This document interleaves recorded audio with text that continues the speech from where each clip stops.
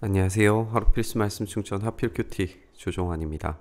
오늘 함께 나눌 하나님 말씀은 레위기 10장 1절에서 11절까지 말씀입니다.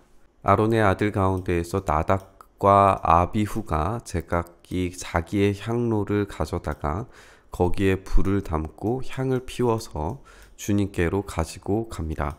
그런데 그 불은 주님께서 그들에게 명하신 것과는 다른 금지된 불이었다라고 그렇게 이야기를 하고 있습니다.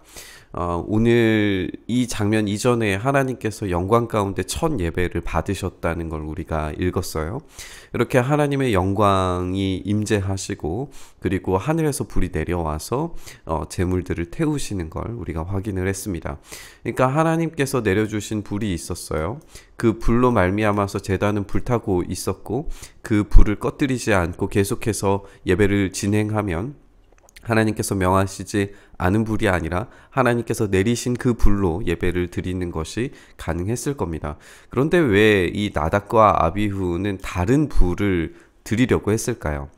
여기에서 이제 우리가 힌트를 얻을 수 있는 것은 출애굽기에서 살펴보면 출애굽기에서 금지하는 품목 중에 하나가 이제 이 향이라고 하는 겁니다.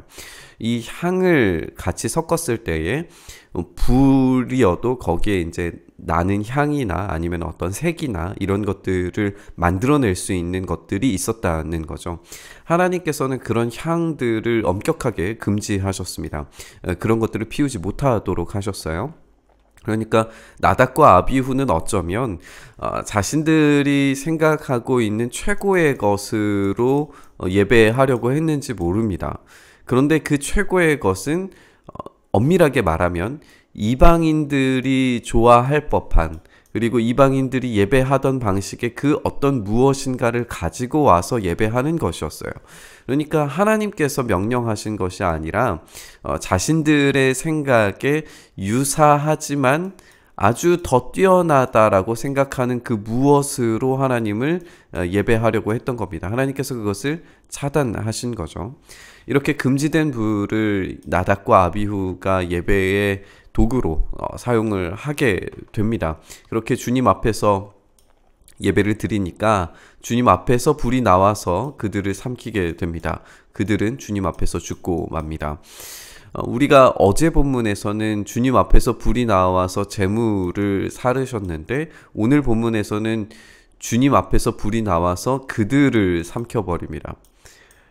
여기에 이제 우리가 생각해야 될 지점이 있어요. 하나님께서는 하나님의 그 긍휼하심과 약속에 따라서 하나님은 그 제물을 대신 태우십니다.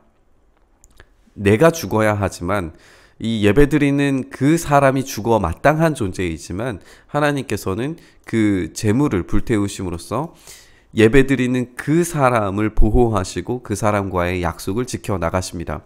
그런데 그들이 예배하는 그 사람들이 하나님께서 명령하시지 않은 것으로 예배드렸을 때에는 이 온전한 제물이 아니기 때문에 그들 스스로가 이 하나님의 불에 타오를 수밖에 없다는 것을 오늘 본문에서 보여주는 거죠. 그러니까 우리는 이 하나님 앞으로 나아갈 때에 이 거룩이라고 하는 것이 이 영광과 동시에 얼마나 위험한 일인지에 대해서도 생각을 해봐야 됩니다. 거룩은 영광과 위험을 동시에 수반하는 것입니다.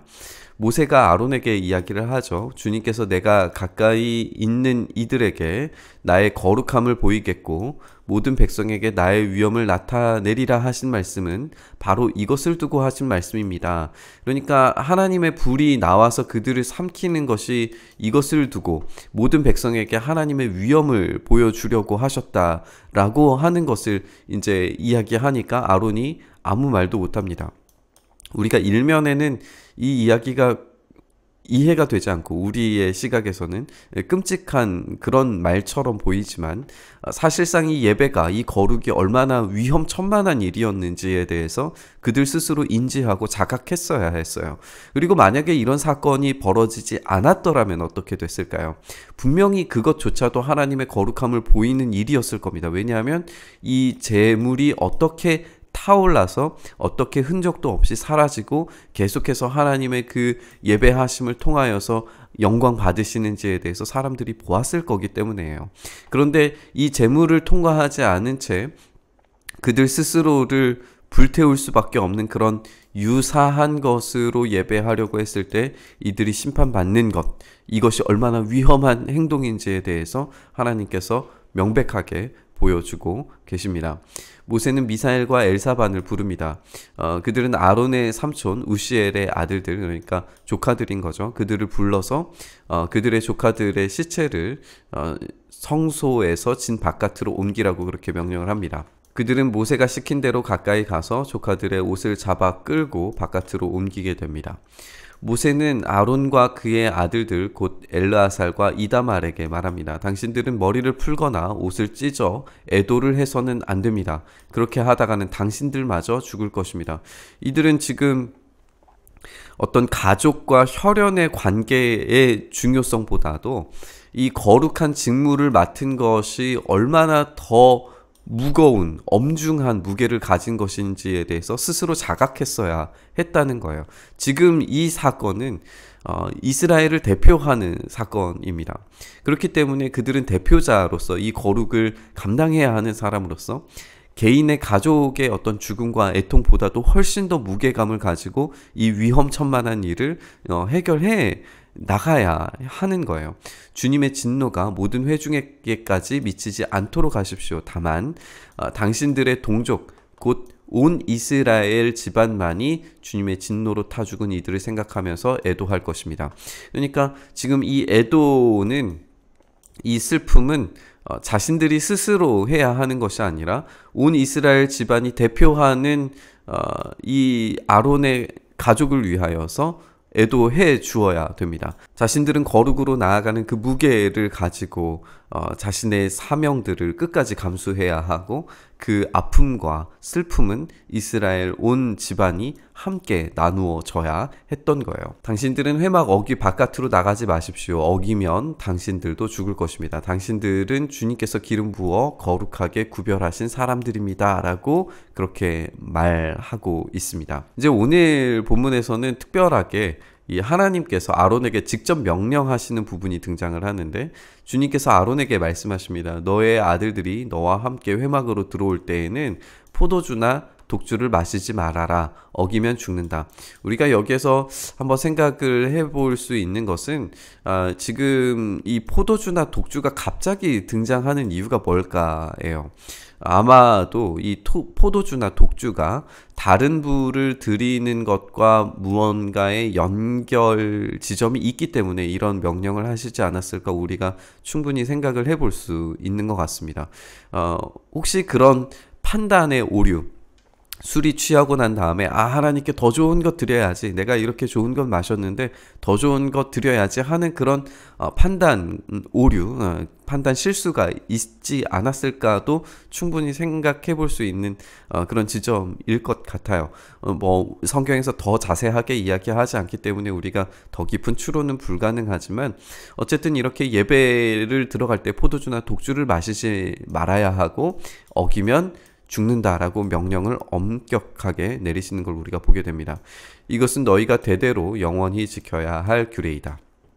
너희는 거룩한 것과 속된 것을 구별하여야 하고 부정한 것과 정한 것을 구별하여야 한다. 또 너희는 나 주가 모세를 시켜 말한 모든 규례를 이스라엘 자손에게 가르쳐야 할 사람들이다 라고 하시면서 이들이 책임져야 할 그 거룩의 무게에 대해서 다시금 말씀하고 계시는 걸 보게 됩니다. 매튜 미드 목사님의 유사 그리스도인이라고 하는 책이 있습니다. 참된 그리스도인과 비슷해 보이지만 유사 그리스도인은 참된 구원을 얻지 못한 사람입니다. 오늘 본문에 등장하는 나답과 아비후는 자기 향로로 다른 금지된 불을 가지고 와서 분향을 하는 것을 우리가 봤습니다. 똑같은 불처럼 보이지만 나답과 아비후의 불은 착색되고 향이 나는 유사한 불이었을 따름이었습니다. 하나님은 하늘에서 내려주신 그 불을 요구하셨던 거죠. 하나님과 더 가까운 거룩에는 그만큼의 무게와 책임이 뒤따릅니다. 가장 거룩한 곳에서 섬기는 제사장들에게 하나님은 유사한 것을 요구하지 않으셨습니다. 유사한 것이 아니라 하늘에서 내려오는 유일한 것으로 예배하기를 요구하십니다. 포도주와 독주를 마시는 것이 금지되고 있는 것과 또 술 취하지 말고 성령 충만함을 받으라고 하는 명령을 우리가 연결해서도 기억해 봤으면 좋겠습니다. 제사장은 자기 영광에 취해서도 안 되고 술에 취해서도 안 됩니다. 자기 멋대로 유사한 예배 형식을 만들어내서는 안 되는 거예요.